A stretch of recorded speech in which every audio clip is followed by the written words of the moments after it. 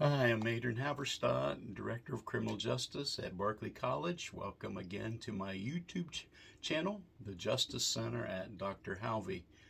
We're working through a playlist called Cultural Awareness, and the aim of this particular video is to examine the role of personal bias in people and to identify the resources commonly used to gain a better understanding of personal biases and how we can work towards becoming more culturally competent individuals. Measuring the influence of personal bias on individuals can be challenging because biases can be deeply ingrained and difficult to detect. However, studies show that some approaches can help assess the impact of personal preference on individuals. Here are a few strategies that are often used. One, self-assessment. One way to determine personal bias is by asking individuals to self-assess their preferences. People can take implicit association tests to do so. Harvard has one. It's called the Implicit Association Test, or the IAT. It will help determine what your personal biases would be.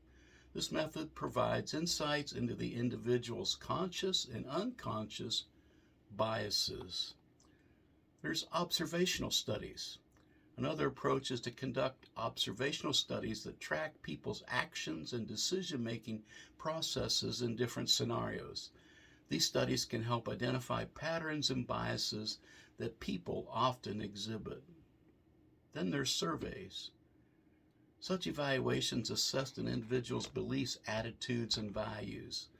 The responses from the survey can provide insight into how personal biases may influence an individual's opinions and/or decision-making. 4, there's analysis of behavior. Another approach is to analyze an individual's behavior in a controlled environment, like a laboratory setting, and compare it to the conduct of others in the same situation. This can provide insight into how personal biases influence individual behavior. So what are the resources commonly used to gain better understanding of personal biases, and what can we do to become more culturally competent? Well, 1, take the IAT test. The Implicit Association Test is a free online test that measures implicit biases. It's available on the website of Project Implicit, which is a nonprofit research organization. The test measures the speed at which you associate certain groups of people with certain concepts. The IAT has a variety of tests available, such as race, gender, sexual orientation, age, and more. So I encourage you to take that test.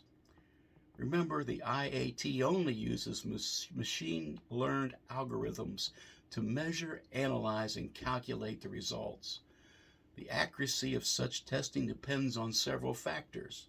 1, the quality of the data used to train and test the algorithms, the bias of the training, and 3, the complexity of the task being performed, meaning the more detailed the test is, the less accurate it will be.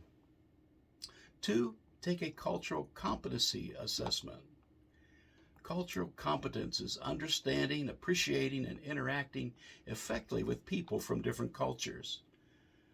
There is an intercultural development inventory, IDI, that is widely used to assess cultural competence.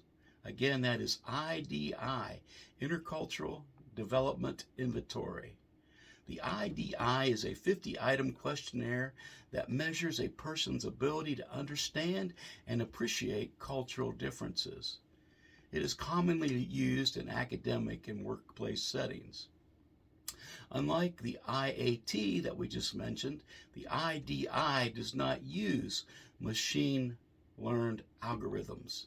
Instead, it uses a standardized set of items and a predefined scoring system to assess an individual's intercultural competence. Some scholars have determined that IDI is biased against a Christian worldview and traditional conservative values and discourages faith-based organizations from using it. For a Christian critique of IDI, you can view the YouTube link I have embedded in the description of this particular lecture. 3, you can reflect on your experiences. Think about your personal experiences and how they have shaped your attitudes and beliefs about different groups of people. Consider, for example, your upbringing, your education, your friendships, and your exposure that you've had to other cultures. Write down your thoughts and feelings and try to identify any biases or prejudices you may have.